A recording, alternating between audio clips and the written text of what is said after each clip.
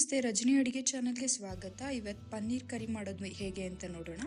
ಅದಕ್ಕೆ ಬೇಕಾಗಿರೋದು 200 ಗ್ರಾಮ್ಸ್ ಪನ್ನೀರ್ ತೊಗೊಂಡಿದ್ದೀನಿ, 1 ಸ್ಪೂನಷ್ಟು ರೆಡ್ ಚಿಲ್ಲಿ ಪೌಡರ್, ಖಾರ ಪುಡಿ, ಧನಿಯಾ ಪುಡಿ 1 ಸ್ಪೂನು, 2 ಈರುಳ್ಳಿ ತೊಗೊಂಡಿದ್ದೀನಿ,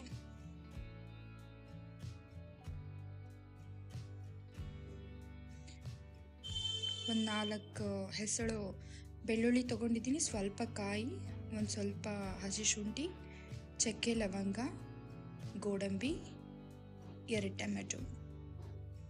ನಿಮ್ಗೆ ಎಷ್ಟು ಬೇಕೋ ಅಷ್ಟು ಮಸಾಲೆನ ಜಾಸ್ತಿ ಕೂಡ ಮಾಡ್ಕೋಬೋದು. ಒಂದು ಬಾಣಲಿ ಕಾಯಕ್ಕಿಟ್ಟು ಅದರಲ್ಲಿ ಒಂದು 2 ಸ್ಪೂನಷ್ಟು ಎಣ್ಣೆ ಹಾಕಿ, ನಾನು ಸನ್ಫ್ಲವರ್ ಆಯಿಲ್ ಯೂಸ್ ಮಾಡ್ತಾ ಇದ್ದೀನಿ.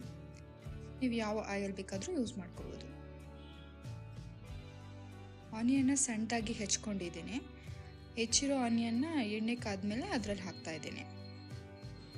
ಆನಿಯನ್ ಅಷ್ಟೇ ಅಲ್ಲ, ಟೊಮೊಟೊ ಮತ್ತು ಶುಂಠಿ ಸಹ ಸ್ವಲ್ಪ ಸಣ್ಣದಾಗಿ ಹೆಚ್ಕೋಬೇಕು.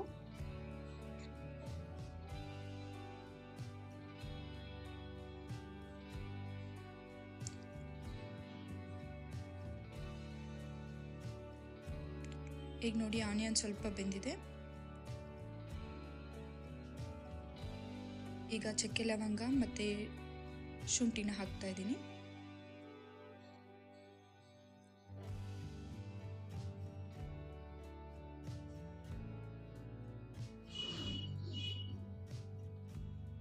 ಗೋಡಂಬಿ ಹಾಕ್ತಿದ್ದೀನಿ, ಅದನ್ನು ಕೂಡ ಫ್ರೈ ಮಾಡ್ಕೋಬೇಕು. ಗೋಡಂಬಿ, ತೆಂಗಿನಕಾಯಿ,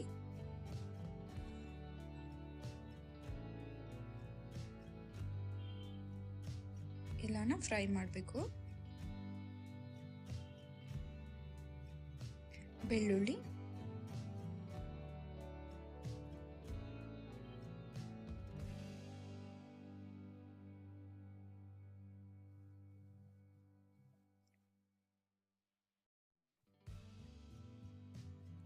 ಕಟ್ ಮಾಡಿರೋ ಟೊಮೆಟೊಸ್ ಹಾಕ್ತಿದ್ದೀನಿ.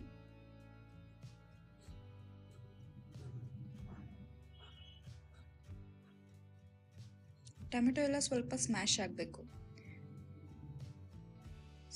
ಸಿಪ್ಪೆ ಎಲ್ಲ ಹೊರಗೆ ಬರೋ ಹಾಗಿರಬೇಕು.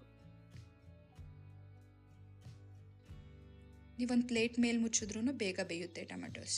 ಸ್ವಲ್ಪ ಸಾಲ್ಟ್ ಹಾಕೋದ್ರಿಂದ ಬೇಗ ಬೇಯುತ್ತೆ ಟೊಮೆಟೊ, ಈರುಳ್ಳಿ ಎರಡೂ. ನೀವು ನಿಮ್ಮ ಟೇಸ್ಟಿಗೆ ತಕ್ಕಷ್ಟು ಸಾಲ್ಟನ್ನು ಹಾಕೋಬೋದು. ಈಗ ಚಿಲ್ಲಿ ಪೌಡರ್ ಹಾಕ್ತಿದ್ದೀನಿ, ಖಾರ ಪುಡಿ,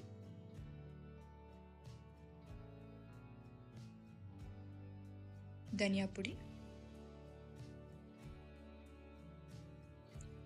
ಅದನ್ನು ಕೂಡ ಎಣ್ಣೆಲಿ ಫ್ರೈ ಮಾಡ್ತಿದ್ದೀನಿ.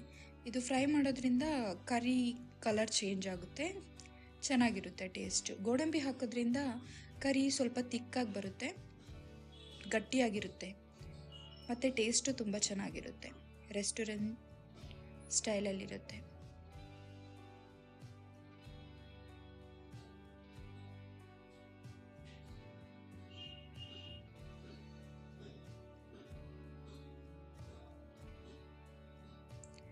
ಜಾರ್ ತೊಗೊಂಡಿದ್ದೀನಿ, ಜಾರಲ್ಲಿ ಇದನ್ನೆಲ್ಲ ಬ್ಲೆಂಡ್ ಮಾಡ್ಕೋಬೇಕು.